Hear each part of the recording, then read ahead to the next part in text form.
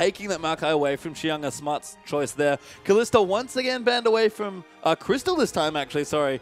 Goes so Uzi kind of taking it away from himself, but we've seen both these carries love to play it, and LeBlanc's going to eat another ban. Yeah, so he doesn't want to go up against LeBlanc in the mid lane there, Cool, and you saw how well he played that Cassiopeia. Once again, if you're going for persistent damage threats in the likes of the Cassiopeia, even Corki does respectable persistent damage, you just don't want the threat of being deleted off the map. No, you just need to get those assassins away, and Cool, we've seen what his Cassio does in the versus Control Mage matchup there when he played against you, Orianna. I think just a stronger lane there from Cool. Very good play all around. And Snake, they've got a couple seconds left to decide their final ban here. Only 3 left. I wonder if they want to even consider banning the Cassio away. They banned Azir last time, and they're going to stick to it. Yeah, so they stuck with the Azir ban coming through there. That actually really surprises me. Maybe Yu's looking to first pick the Cassiopeia and see what Cool has in there. And maybe OMG, they might even look to take it away themselves. And once again, lots of junglers left open, I believe. This was the case last time where we had Gragas versus Rek'Sai. So the jungle pool being left on top, touch lots of mid and AD bans, which I guess given these two teams isn't particularly surprising. Can't really ban out Flandre, so I don't really want to throw bans up there. And OMG has got 5 seconds now to consider their final ban, and it's actually Thresh, interestingly, away from Ella. Yeah, so don't want to take that one early on in the draft and maybe trying to force Ella back towards the Nautilus, but Flandre, he gets Hecarim. Yeah, goes straight back to the Hecarim. That was banned in the last series. We talk about Flandre wanting to be more of a carry. More of a carry top laner there. Not quite Yasuo tier, but very strong when he gets farmed. Yeah, more of an anti-carry, to be honest, when you take that smite, because you stop a lot of the damage coming out, especially if they go something, I was going to say, like Ashe, because that would just be crazy. The mobile carries, historically, even Sivir does struggle against the Hecarim because he doesn't really care about spell shields, things like that. The only way you can get away from Hecarim is over walls, and you really do need the blinks, but Uzi, he's going back towards Sivir. I said it. This is his most impressive AD carry right now for me. I think that he plays Sivir extremely well. He does. Very aggressive still, like only Uzi can really be, but I like the pickups a lot. Nautilus Sivir back to basics here for OMG. Mix it up a little bit. Thresh from Amazing. Look, just that there in game number 1, but with it open here, especially with 2 other major supports banned away, he'll take probably the best one left. Yeah, it certainly looks to go in on that. And wow, we do have the lock-in from you going Cassiopeia, picks his own champion there.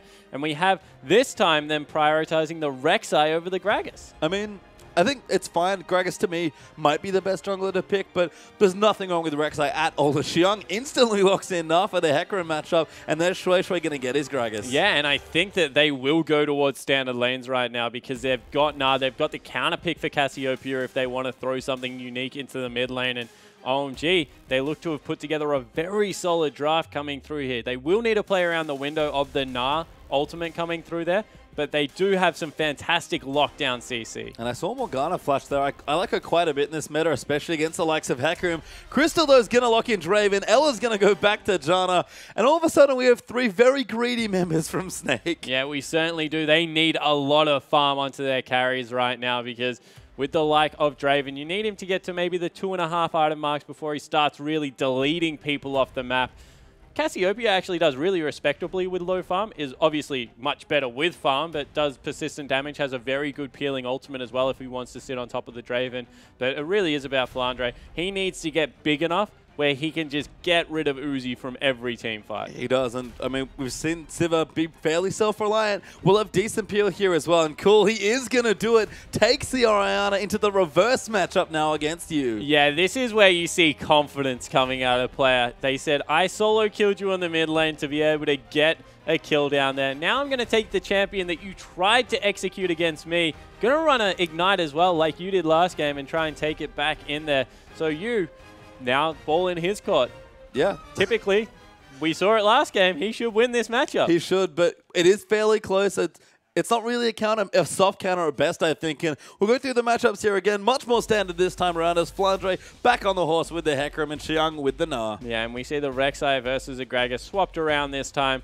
Base prioritizing Rek'Sai there. See whether he goes the Warrior Enchant as well. Yeah, another reverse matchup here actually is Cassiopeia versus Orianna this time. And our Crystal back on his famous Draven. I actually do like this matchup against Uzi Sivir. Yeah, I certainly do as well. Draven does really well against Sivir in a 1v1, and that seems to be what they're going for. As we see some disengage, but more importantly, AD on the shield coming out of Ella here against Nautilus. Amazing, had a very good MVP-esque performance game 1. See whether he can replicate it. We'll have to see. And again, it's funny to see players sort of going back to old champions. Sivir certainly came around full circle, and it was Krista that was really punishing him with Draven. So we'll see if he can do it now in a new split. Yeah, I really am excited to see Crystal play Draven because he goes some funky builds in there. He really does know the champion well. The first time I really respected it was when they took it into IG's like all CC. They had a Vi on the lineup and they were still able to pull it through there. So if any team plays around Draven well, it is Snake. And the way that they play Cassiopeia, they use her as a more of an appealing aspect as well. We talked about Cool's aggressive Cassiopeia. We saw that. Yu does like to sit back a little bit more zone. Still puts out very high damage, but uses the ult in a very defensive way. He does, but we'll have to find out as we are going to get onto the Rift.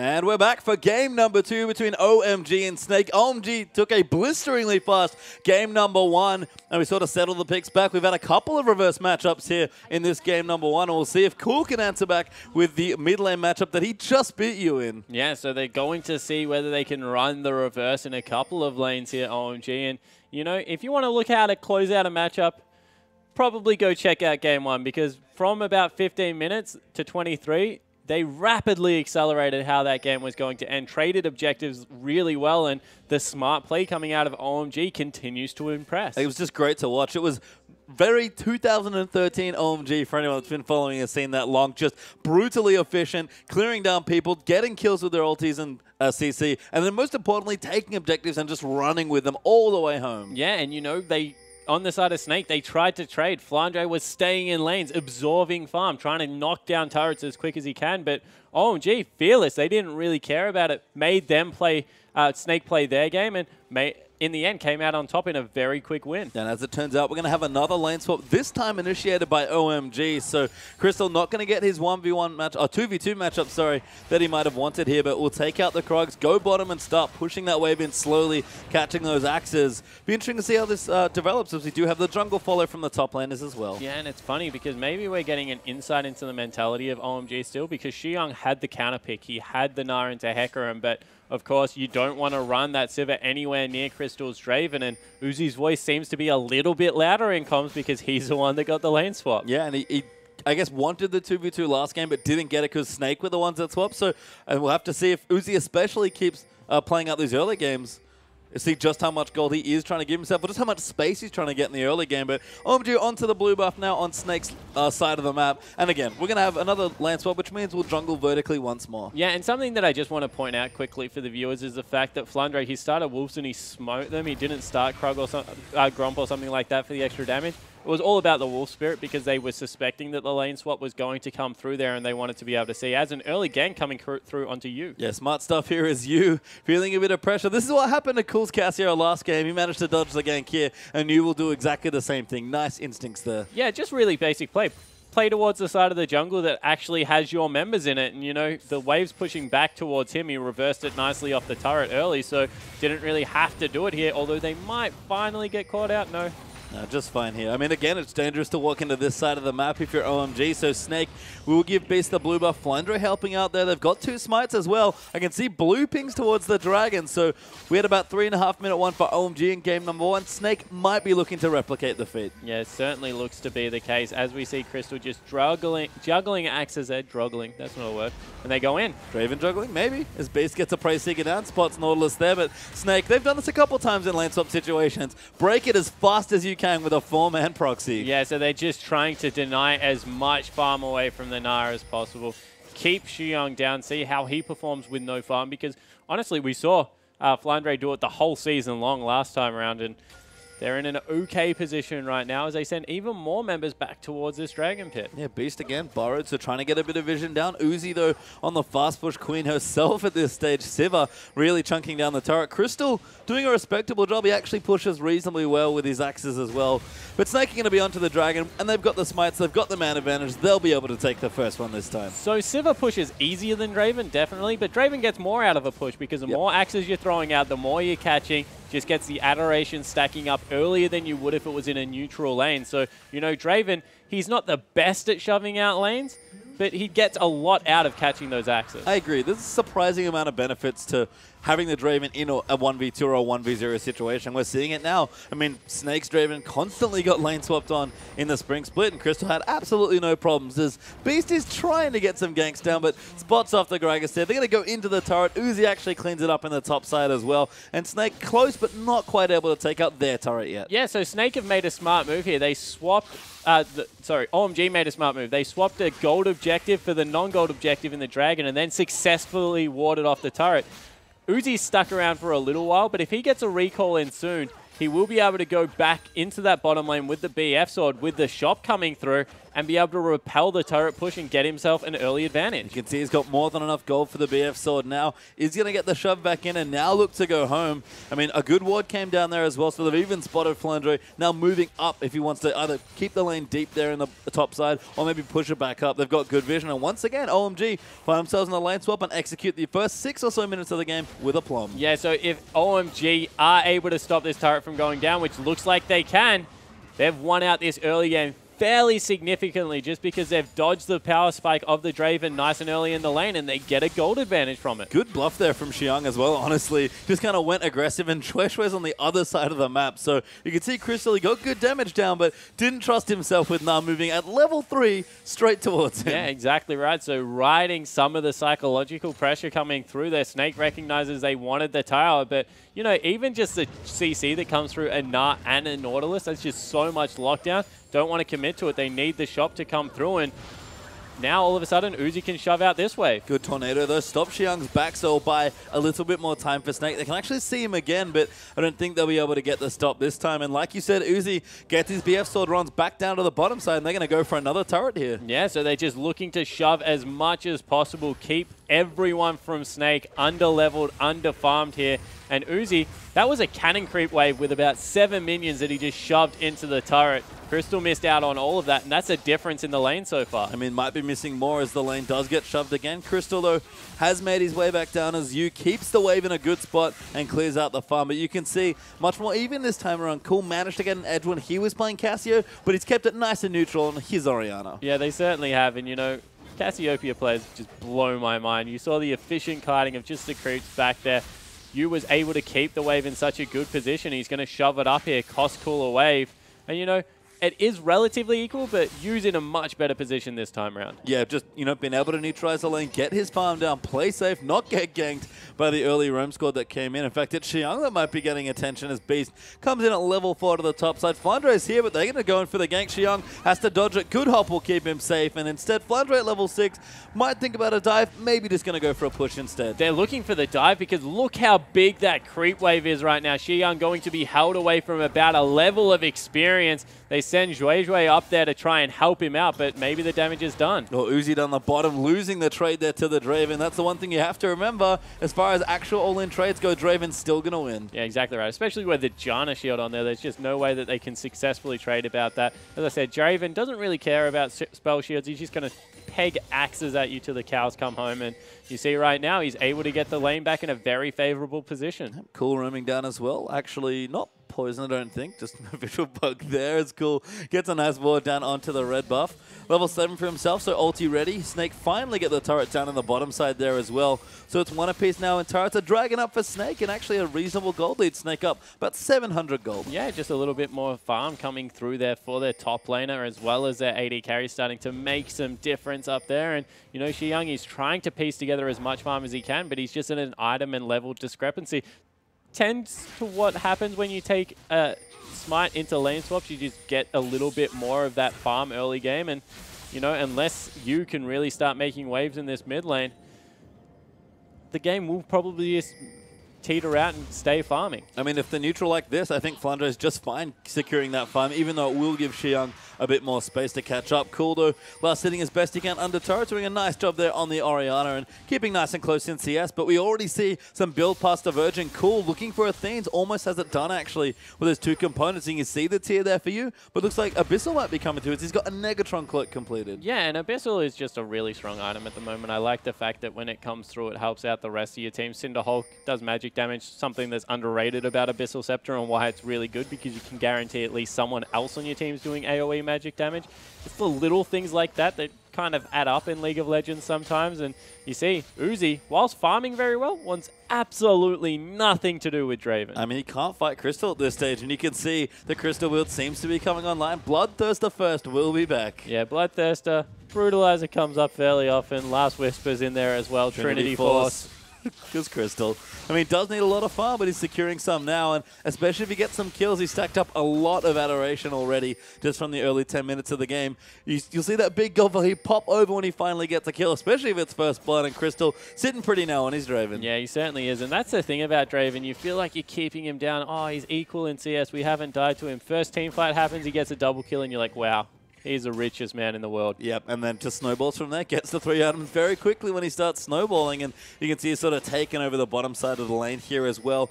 We'll have to keep pushing it, wants to keep catching axes, so it's sort of encouraged to auto-attack as much as he can, but Snake playing pretty carefully. In fact, Dragon's back up, and they're lining up very nicely to take their second. Yeah, and you see that they're focusing bottom a lot now, OMG. They recognize that Uzi, unlike last game where he was very far ahead, is in a position where he needs a little bit more support. So Shui was down there, amazing, always with his AD carry.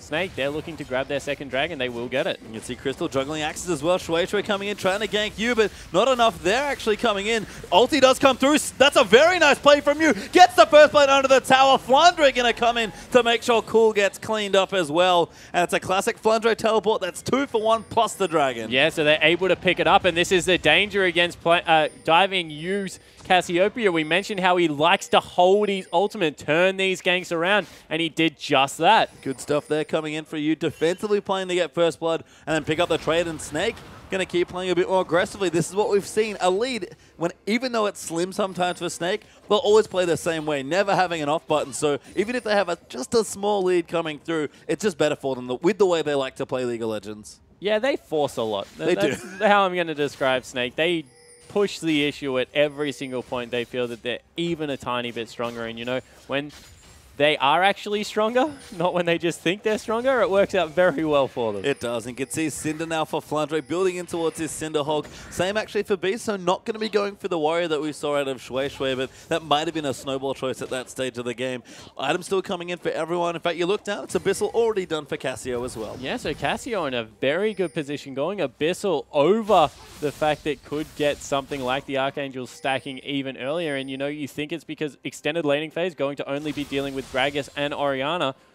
Fantastic defensive item, to be honest, going through with that Abyssal Scepter. And again, just sort of a style thing here between the players. Cool, we saw, got going, got a quick Seraphs, and then started snowballing and bought a death cap here. You, much more utility focused, wants to play for his team a bit more, and knows that at this point, Crystal's doing just fine on his Draven. The one thing he wants to do is make sure Draven survives. Yeah, exactly right. And we see another turret falling down in this bottom lane, so Uzi going to be able to shove that one in as the back came through. Needs to be careful that he doesn't get flanked from behind, but Crystal, he wanted the peak of that Bloodthirster. He's getting flanked though. Uzi's forced to pop his ulti, spell shield up, but Ella waits it out. Great Nodo into the Monsoon as Crystal's going to try and chase him down. Ward down as well. Beast also coming through. Chilling Smite comes in. Uzi pops his heal, but the Draven's in here, and there's going to be the kill. Yeah, and 1,000 gold for that kill just came through. You saw the 760, and all of a sudden he can go back, start working on that last Whisper, and oh my god, he just shopped. Yeah, I mean, he's got almost 1,400 gold already, almost 1,000 gold ahead of Uzi after that kill.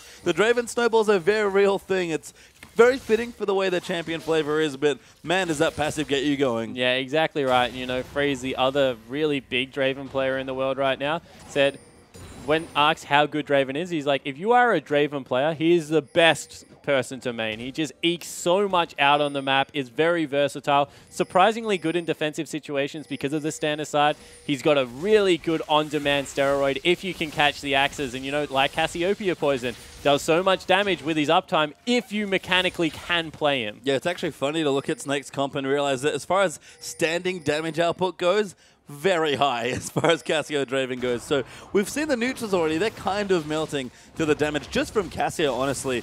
They line up a good team fight as well. If OMG can't find their displacement ultis in the right place or get onto key targets, they will melt with all the damage. And Crystal goes back. Berserker gives the longsword, already moving into probably that brutalizer. Yeah, it's just going to come through in incredibly quick timing now because, you know, once again, it looks like you're holding him down. He's sitting on a Bloodthirster only. It's 12 minutes in the game. One kill is all it took, and you saw how much they were willing to burn for it. They burnt the flash, they burnt the ultimate coming through from Janna, and when it all said and done, that's a lot to invest, but it's definitely worth it. You can see Uzi kind of on the other side of that as well. Burnt everything he could to not die to the Draven, and unfortunately still went down to Crystal. So you going to keep the wave pushed out here as OMG actually grouping together, trying to force the issue here. Maybe looking for a gank in the mid lane, but Ella actually ready to peel you away to safety. Yeah, and the thing is right now is you've got a fairly tanky Cassiopeia. Sure, she's got low base health, but she's already got the Abyssal Scepter coming through there, and if you're ganking with a Gragas, you're ganking with a Nautilus, it's all magic damage. And we've seen it from Dade, actually. I think when he plays Cassio, much prefers that Rylai's build, loves to go a bit tankier. So like you said, lots of build options for Cassio. We saw basically pure damage from Cool in game number 1. Bit more defensive here for you in game number 2. Yeah, and I like the comparison because you and Dade are very much consistent damage mid laners. They go things like Mercury treads because they like to stay alive as opposed to just get all their damage out by flashing forward. So definitely agree that the stylistic choice is there, and that's what Abyssal does for you. If he goes towards something like Rylai's, I really wouldn't be surprised because the consistent damage is so high without Cassiopeia, in the team comp I mean, not just Cassio, without Cassio committing to such a brutal build if she does get caught out, because you've got Flandre, Hecarim, especially the tanky build, lives forever in these team fights, very hard to cut down, will do consistent damage. You've got the Draven. Even Rek'Sai does a surprising amount of consistent damage, so that's all going to be there for the Snake lineup. Yeah, and you can see Snake actually transitioning to the top side of the map, going to look to take a tower out. They're actually behind as far as towers go, but Crystal going to equalize very quickly. Yeah, so he's able to chunk that one down. Doesn't surprise me. OMG have a lot of wave pushing, so Uzi will be able to catch them up in turrets very quickly if he's able to get in a free lane by himself, but the response comes through. 3,000 gold, Dragon up in 30 seconds. Snake will look to take their third. And honestly, we saw the matchup in game number 1. We thought that Cool might be coming in confident, trying to see if he could get a solo kill, but actually he's done okay in the matchup, but you certainly pressed his advantage. He's 10 to 15 CS ahead most of the time. Good damage done to that mid turret there as well. Crystal actually going to keep the push going. Probably can't take it out quite yet, but maybe most importantly coming through is the third Dragon that will be up now for Snake in about 5 seconds. Yeah, they're looking to get the mid lane turret first. Which we're going in a little too early though. Can't quite get the ulti as Crystal didn't have to use flash to get out. Xiang's actually flanked around without his teleport, but looking for another pickoff here. Dissonance to speed them up. Crystal gets slowed down, but OMG not quite fitting those engaged tools together. Yeah, Zhuizhui actually body slammed a creep, and that's what stopped it from it being a fantastic engage. They look like they will get the dragon here, but Flandre in the top lane has his teleport available. He's coming in. Yep, Flandre coming in early as he always wants to do. Crystal trying to find someone as Beast actually taking too much damage. Gets ulted by Cool. Uzi takes him out as a result, and it's 4v5 now for Snake. Yeah, Transform about to come through for Ji Young, and they're in spot to fight. Yep, he's actually Mega Knight now, so he can threaten with the ulti as well. If Snake can line up a nice wombo between Hecarim and Cassio, they might fancy a 4v5, but very dangerous stuff. And instead, I think have to concede the dragon to OMG. Yeah, it definitely looks like they don't want to go in for the fight, although Flandre, he always looks ready. Yep, he's going in instead. They actually might going to try and steal it here. Flandre does have smite, but he can't get it. Forced to ult out of the pit instead. And OMG will keep the snowball down for now, taking that first dragon. That was actually a really smart play from Flandre coming through there. Recognized they couldn't burst him out without the Orianna ult coming through there, and he was the highest on the map, so he tried to get the steal and ulti out of the pit. They will grab the mid lane turret for it. Yeah, move into there, take out a turret. Might even get two, actually. OMG a little bit slow to react here. I mean, Amazing going to zone them off, but he's not that much of a threat, and that is 2 turrets for a dragon. Smart stuff from Snake. That was just straight up not good rotations coming through from OMG, and I use the word rotation very sparingly, but they were just beaten through the inside lane, got a shop in instead of going back to fight, and Snake just really outclassed them there. Might get the same thing done to them now, though. Yeah, Beast actually going to get hooked here. Ulti pop by Uzi. Ulti there from Cool. Freight Train on board, and OMG get a kill. Yeah, and all of a sudden, they're the ones with the inside track on the mid lane. Flandre's going bot without teleport. They'll grab this turret for free. Going to try and take it out here. He's on about full health, but Uzi going to make pretty short work of that. Shui, good positioning. Going to force you away. He's actually used the depth charge. Ulti coming through. Very nice from Cassio as Ella peels them off as well, but it's not enough to save the mid lane turret. Although, no, not quite. Someone's going to tank it up. Xiang actually diving in. Ulti's you back. That's going to be a kill for Cool. Very nice play from Xiang as Flandre's come back in. Xiang going to get low, but it's not enough to take him out as Cool gets chunked out by Crystal. Yeah, still going. Yeah, he's still going, but gets hooked up instead. Now going to get locked down. Damage is there. Pops a heal. Flashes out, but it's not enough as Uzi takes him through. Xiang getting low. Good shield there from Cool to peel it off. Ella going to go down now as well, and OMG turn it around. Their team fighting is so on point at the moment. Pastry time might be a little bit caught out here. Jouedre, no, he will get the ward out. And wow, that was just on a dime. Turned the fight around. I thought they'd overcommitted, got a good U ultimate, but then Snake kind of lost their mind. They kept fighting underneath that turret, and OMG, on-point shields coming through from Cool kept everyone so safe. A sick Gnar ultimate meant that they served up you on a silver platter, and unfortunately Draven, without all that peel coming through there, wasn't able to do enough damage. Yeah, you look down at Ella, who, before the game started, I was going to comment, he's probably the player that rushes Mikhails more than any other player in the world, and when you play with Crystal, I think you can understand why. Last Whisper now just done for Crystal. Bloodthirst has been there as well, but there was just not enough peel there for Crystal to take it out, and he got very greedy. Yeah, he certainly did. They overcommitted for a fight they didn't need to take. They got 2 turrets for 1 before that. Remember, and even if they lost a kill against them, they were still net up in that advantage. Instead, they give away everything they'd built up for. They're still about 2,000 gold in the lead, but OMG now looking very aggressive at the mid lane. You can see again using their power spikes very well with these items. Cool has his Rabadons. Xiang's perfectly tanky here at 1 item. Didn't go any sort of Frozen Mallet or Black Cleaver. Uzi has 2 items there as well. It's again OMG just showing that they know when they can fight. Yeah, exactly right. But now this might be Snake's chance to go in. Flandre looking, does have his Frozen Heart, so fairly tanky with his Cinder Hook up there as well. Good items across the board. Again, Snake are still ahead a few thousand gold, but OMG really pressuring to try and take another turret. Yeah, and it sounds kind of weird, but someone needs to catch a shockwave here, because if that's threatening, I don't think Snake can fight. If Cool pulls a trigger on 1 or 2 people, Snake might be able to run over the top of him, as long as it is not Crystal.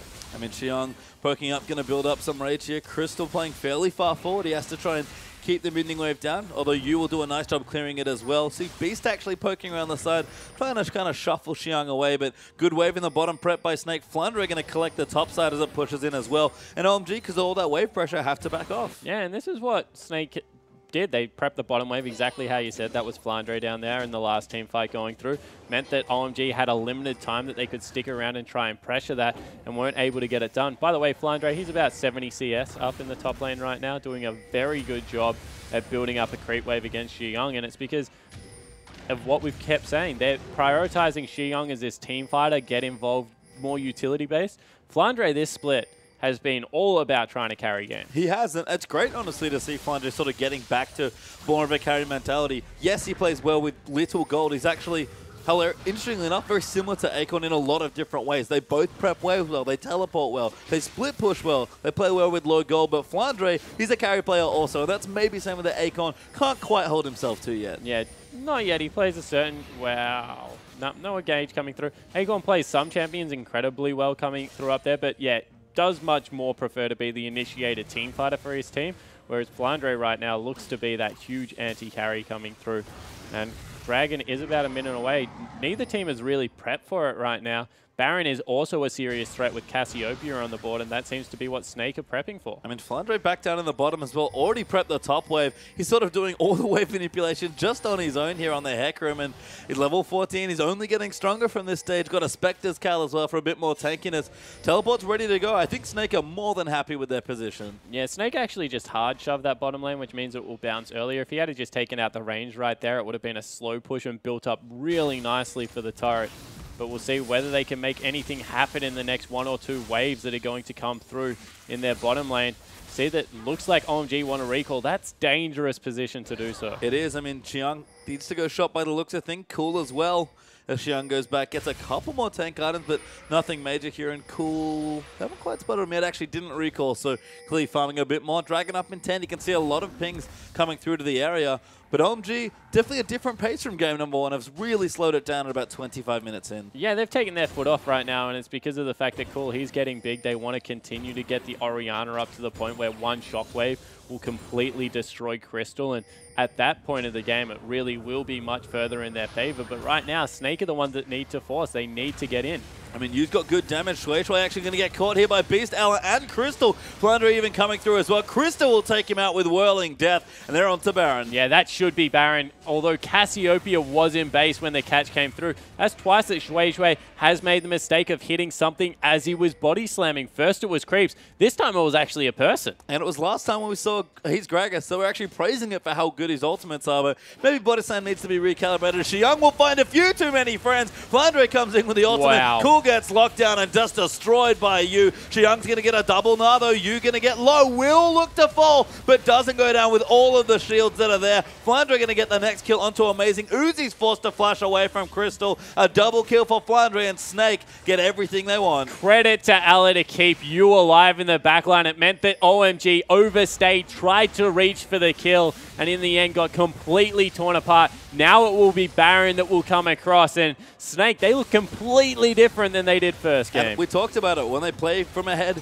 they look like one of the best teams in the world. When they play from behind, they just look like Snake. As Uzi going to try and take out the Dragon here. Actually, an interesting fight here. Uzi getting a little bit low, but should be able to take it. Flandre's teleporting. He's actually found Uzi out there. Does have a smite. Smites Uzi instead. Finds Shui there as well. 5 levels higher than the Gragas. Yeah, I mean, just going to force him off. We'll have a smite back in about 10 seconds, but honestly, doesn't need it. Going to take the Dragon himself. Yeah, if you're Shui, there is no way you are going near a level 15 Hecarim. He's 3 levels higher than Xiang. He's 2 levels higher than Cool. He is an absolute monster now with the Spirit Visage on top of it, working towards what will be a Trinity Force.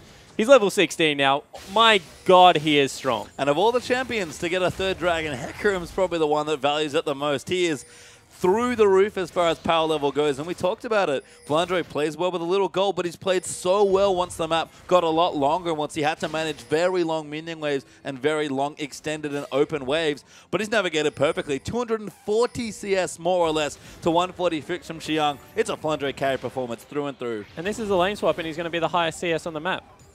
Not bad.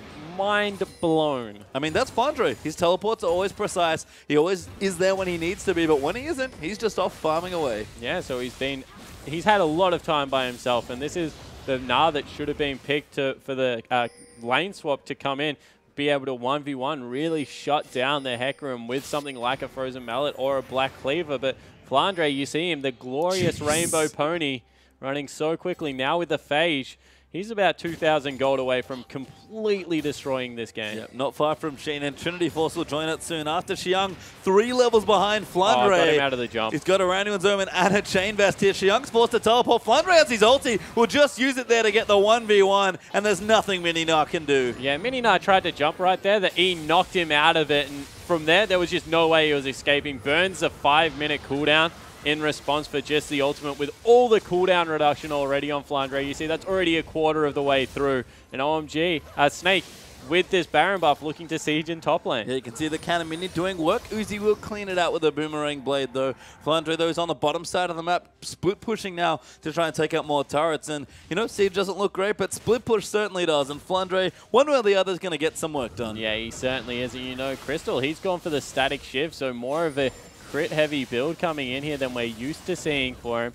Did used to go the Youmuu's Ghostblade in this item pathing, but instead goes towards that and is able to clear out the waves nice and quickly. To me, it just feels like another smart adaptation, sort of like Cool's Death Cap or Uzi's Blade of the Ruin King in the last game. It's just like, we're ahead, we need to get more ahead. We're almost 10,000 gold ahead, actually, as we look up briefly. But just be more aggressive, because they want to try and close the game now. Yeah, exactly right. So getting the most out of it right now for himself. More of a standard carry as he goes in on Uzi.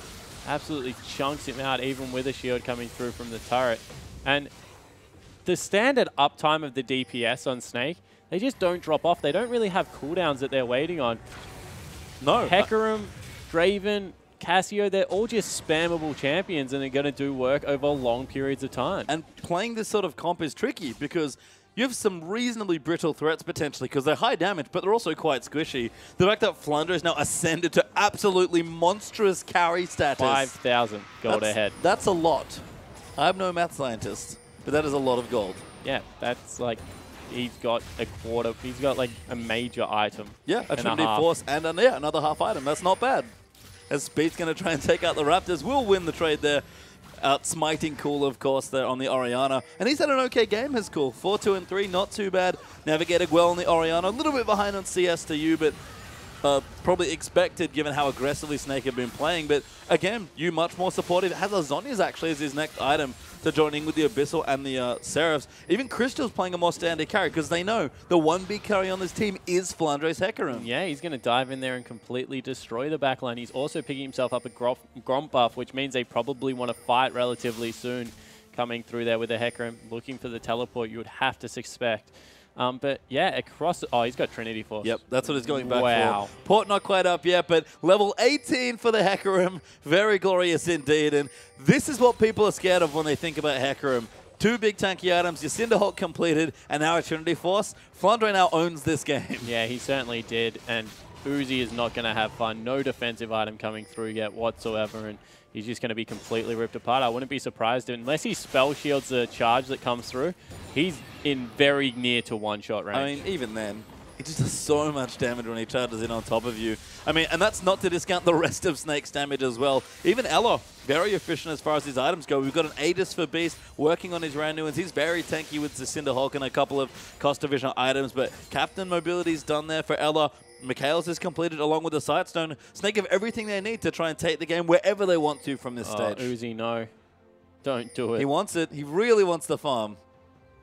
He knows. He really knows. I think he's pinged there as well. He's like, please help me. I don't even know if this is enough. It's just amazing. But Flandre thinks about it, but backs off. Yeah, so he doesn't go for it in the end. Elo was back in base. They weren't really in position to get anything off it, even if it was successful, because he would have been so low. Instead, they back away. 40 seconds up until the next Dragon is available. About a minute until Baron. Just take the whole map away from OMG. Give the blue over to your mid laner. And nope. Crystal takes it instead. That's an interesting trade, but you know, Crystal gonna take it. Sure. Why not? Pops his ulti there as well. See, increased CDR. Absolutely planned. Perfect stuff. As Crystal looking for level 16, Yu's just dinged it as well by the looks of things. And Flandre, now that Uzi's left the lane, gonna just eat the turret. Yeah, so he's able to take that one out. He has the teleport available. Dragon is up. They will take that away. OMG have no right to be anywhere near it to fight. They just need to turtle this game out for even longer. Cool, he's still in a reasonable spot. Uzi, he's no slouch at this point in the game, but everyone else is just falling further and further behind their counterpoint. I mean, Xiang, we've already seen how far behind he is. 322 CS to 187 as Flandre is forced to burn an ulti to escape 3 or 4 members of OMG. But that's a 4th Dragon. Baron is back up in under 20 seconds there as well. And Crystal just got himself a nice new BF sword. Yeah, so he's up there with so much damage coming through. I think he's actually been sitting on that for a while. I think he has the Infinity Edge as soon as he goes back to base. 1,700 gold coming through for him. But, you know, the one thing I will say about Xiang, he's got a smart item build. There is a lot of physical damage coming through there, so he's got the Thorn Mail on top of everything. And all he needs, this is the best thing about playing Gnar, 1 Gnar ultimate.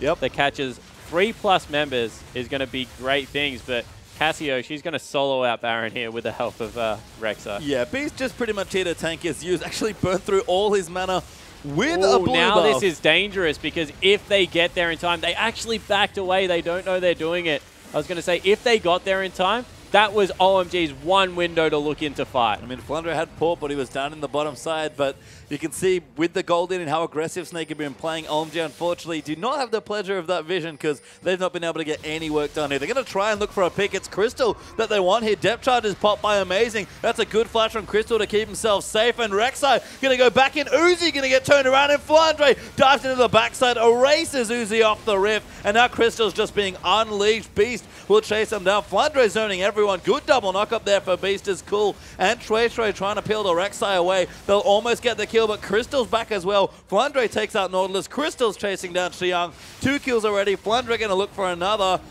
They'll try and tower dive. He's a little too slow is the pony, but Snake decisively win that fight. Xiang just throws Flandre into an inhibitor. It doesn't even really matter. They'll take out the first base turret and maybe even look to move in and try and close out the game, although some very low health bars mean that might be too dangerous. Yeah, they prep one wave in the bottom already, so they'll be able to try and get another inhibitor turret, but No dice, it looks like. No, never mind. Going to push back with the Baron minions there as well. And goodbye, turret. Yeah, so that goes down incredibly quickly. They're sticking around. I mean, you know, Snake, we've talked about their aggression, perhaps over-aggressive sometimes. As used actually a little too far forward. Xiang, no ult, even if he did go mega. Shui trying to line it up, but also no ultimate. In fact, OMG don't have anything right now, but they'll force Snake out. Yeah, so they finally chase them away, but in about 4 minutes' time, 5th Dragon, a real possibility coming through here. Snake, they still have Baron buff. They can just send Hecarim into that bottom lane, take out the inhibitor, everyone else top. Really, there are no bad decisions when you are 14,000 gold ahead in League of Legends. I mean, diving the fountain might be the only bad decision, but even then, Flandre might still get a kill. And you can see a more of Malmortius is his next item. Yeah, and honestly, I think that 5 members of Snake can dive the fountain once this game and get away with it.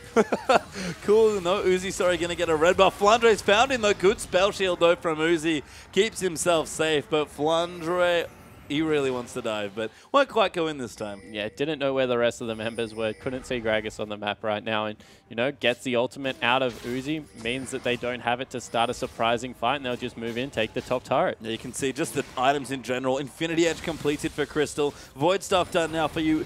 Every carry on Snake has 4 or more items in their tank to tanky as well. Snake have everything at this point. In fact, Flandre gets boosted towards Uzi and just decides to run in. It's a massacre as you takes out Cool. Amazing's going to go down next as well. That's 2 clean kills, another inhib, and Snake, they'll close it out. Yeah, so this will be the game coming through. Snake really have everything in their power, and 2 very different games coming in this. Wow. I mean, Uzi still getting dove by Flandre. Fountain lasers there, but Flandre is not dead. Xiang now, the next target gets taken out by Beast. Minions are diving into the fountain. Crystal is as well for a bit of fun. Snake chasing a couple more kills, but they'll eventually take the Nexus. Yeah, and this is the thing about an inexperienced lineup. Game 1, amazing and Zhuizhui. We complimented their play. Game 2, wow. We talked about the 1v5 fountain dive. A triple kill actually for Gragas towards the end, but a win's the win there for Snake. They take the Nexus as they dive the fountain gracefully, and a very fun split there between these 2 teams. Yeah.